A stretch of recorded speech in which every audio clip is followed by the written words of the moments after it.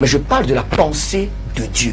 Et c'est simple. Si nous voulons comprendre les Écritures saintes, quelles qu'elles soient, on se réfère au livre de la Genèse. Pourquoi Adam, pourquoi Dieu donne une seule femme à Adam? Il dit, celle-ci est la chair de ta chair et les os de tes os. S'il était d'accord au départ, il en donnerait deux. Deux, je pense aussi, il en donnerait deux. Donc pour moi, la polygamie est proscrite par le Seigneur. Voilà. Et même jusque dans le Nouveau Testament, elle est proscrite par le Seigneur. Parce que si dans le livre de Timothée, vous pouvez lire, si vous me permettez de lire, dans le livre de 1 Timothée 3, au verset 2, du chapitre verset 2 à 12, permettez-moi de lire 1 Timothée 3, verset 2 à 12. Donc il dit, si quelqu'un aspire à la charge d'évêque, il faudrait qu'il soit époux d'une seule femme. Il faudrait qu'il soit marié et époux d'une seule femme. Voilà ce que le verset dit en fait. D'accord. Merci beaucoup. On espère que vous avez eu votre temps de parole. L'émission est interactive. Le numéro des SMS est affiché au bas de l'écran. Vous pourrez donc nous faire parvenir vos réactions SMS. Dieu a-t-il autorisé la polygamie? C'est la question que nous vous posons donc ce jour. Le numéro de téléphone est affiché au bas de l'écran. Alors, avant de revenir à vous, prédicateur Alassa, je vais donner la parole tout de suite donc à l'imam Mokhtar. Vous avez très bien écouté le pasteur Pergo Ngachou. Il dit clairement que si la polygamie était donc autorisée par Dieu au jardin d'Éden, Dieu devait plutôt proposer 2, 3, 4 femmes à Adam au lieu de proposer une seule. C'était Ève. Avec votre permission, si je peux rentrer dans la Bible maintenant. Vous voyez le pasteur a parlé 5 minutes. J'avais voulu, n'est-ce pas, je demande juste le silence. Non, non, vous ne demandez pas le silence. Je ne suis pas d'accord, s'il vous plaît. S'il vous plaît. Vous ne demandez pas le silence. Vous ne nous imposez pas une ligne de conduite, s'il vous plaît. C'est moi qui dirige le débat. Vous ne demandez pas de silence. C'est un débat, c'est pas un focus, s'il vous plaît. Vous êtes deux, il est le seul pasteur sur ce plateau. Vous êtes rendu compte, j'espère. Maintenant, vous avez la parole si vous voulez vous parler. Si vous ne voulez pas, je donne la parole au prédicateur Alassa. Mais allons, on fait alors pour le plateau. Donc, je vous ai demandé. Donnez-moi, quand je prends la parole, je ne peux même pas faire une minute. Nous vous écoutons maintenant, Imam Mokhtar. Nous vous écoutons, mais ne nous imposez pas le silence. C'est un débat, c'est pas un focus. Ok, je dis ceci aux frères et sœurs téléspectateurs. Mes frères, soyez comme des juifs de Béret dans Actes des Apôtres 17, verset 11. La Bible dit vérifiez seulement les Écritures pour voir si ce qu'on les disait était vrai ou faux. Et non en se basant, n'est-ce pas, sur les philosophies empruntées.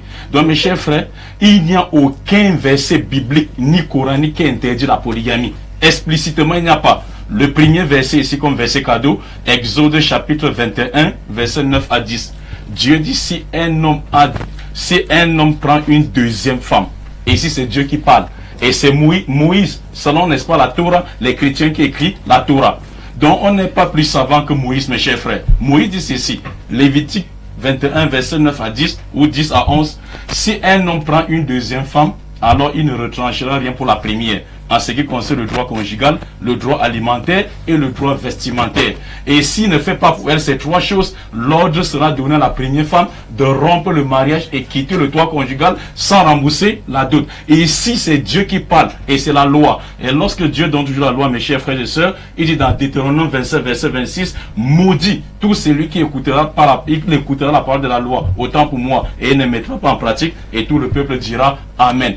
Et ici, lorsque, n'est-ce pas, le frère dit, l'homme quittera son père et sa mère et s'attachera à sa femme, mais même si quelqu'un a 1000 costumes, mes chers frères, par exemple, moi, Imam Mokhtar, j'ai beaucoup, n'est-ce pas, de soutane. Chaque fois quand je porte le blanc, on dit, mais c'est sa soutane. Je porte le bleu, on dit, c'est sa soutane. Je voulais donner un verset ici, un verset, n'est-ce pas, aux chers frères téléspectateurs, dans 1 Samuel chapitre 1, 1 Samuel chapitre 1, verset 2, concernant, n'est-ce pas, concernant Elkana, qui était un homme pieux. Elkana, la Bible dit au verset 2, 1 Samuel 1, verset 2, Elkana avait deux femmes. L'une s'appelait Anne et l'autre s'appelait Pénina. Lisez à partir du verset 4, mes chers frères. On dit au verset 4, le jour où Elkana offrait son sacrifice, il donna des portions à Pénina, sa femme. Regardez, mes frères, on a dit Pénina, sa femme. Pourtant, elle n'était pas seule. Mais on a dit sa femme. Maintenant, pour le cas de Anne, qui est la seconde, au verset 19 du même chapitre 1 Samuel 1, verset 1, au verset 19, 1 Samuel 1, verset 19, le cas de Anne maintenant, Ils se levaient d'un bon matin et après s'être prosternés devant l'Éternel, ils s'en retournaient et redevinrent à leur maison. Elkana connut Anne, sa femme.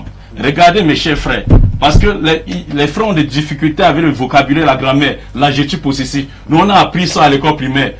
Mon, ton, son, notre, votre, leur. Ma, ta, sa, nos, vos, leur. Hein, mes chers frères. Donc ici, si on a raté le cours de grammaire, ça va nous rattraper, n'est-ce pas, dans l'émission. Donc ici, on dit Anne, sa femme. La femme de qui? De Elkana. On dit Pénina, sa femme. Donc les deux sont ses femmes. Mais à chaque fois, on dit sa femme. Voilà pourquoi Dieu dit, l'homme quittera son père et sa mère et s'attachera à sa femme. Même si quelqu'un a 1000 femmes. Chacune de ces femmes est sa femme. C'est que les frères ne comprennent pas. Sinon, il n'y a pas un seul verset biblique explicite où Dieu interdit la polygamie. Et Jésus lui était polygame. Paul lui-même a marié. Jésus a été polygame? Oui, puisque selon Paul, selon les Écritures, Paul dit qu'il a associé, ou bien il a associé l'Église à qui? À Christ. Christ est l'époux de l'Église. Y a-t-il une seule Église ou plusieurs Églises? Plusieurs Églises. Ça c'est un. Deux, maintenant, Jésus a donné la parabole des noces. Dans Matthieu chapitre 25, il dit le royaume des cieux est semblable à 10 vierges qui partent à la rencontre de l'époux. Croyez-vous que Jésus peut prendre le langage symbolique pour parler, n'est-ce pas, de l'interdit, comparer le royaume de Dieu avec ce qui est interdit? Et interdire la polygamie encore revient à insulter même la famille de Jésus. Parce qu'il descend de Jacob. Et de qui? De la femme même que Jacob n'aimait pas, qui est Léa. Selon les chrétiens, Jésus descend de Judas. Judas est le 4e enfant de qui? De Léa, qui est la première femme de qui? De Jacob. Donc Jésus descend de la polygamie. Non seulement il descend, n'est-ce pas, d'un foyer polygamique, de la femme même que le mari n'aimait pas. Pour dire que dans la polygamie, on ne peut pas aimer de la même manière, mais Dieu veut qu'on les respecte sur le reste.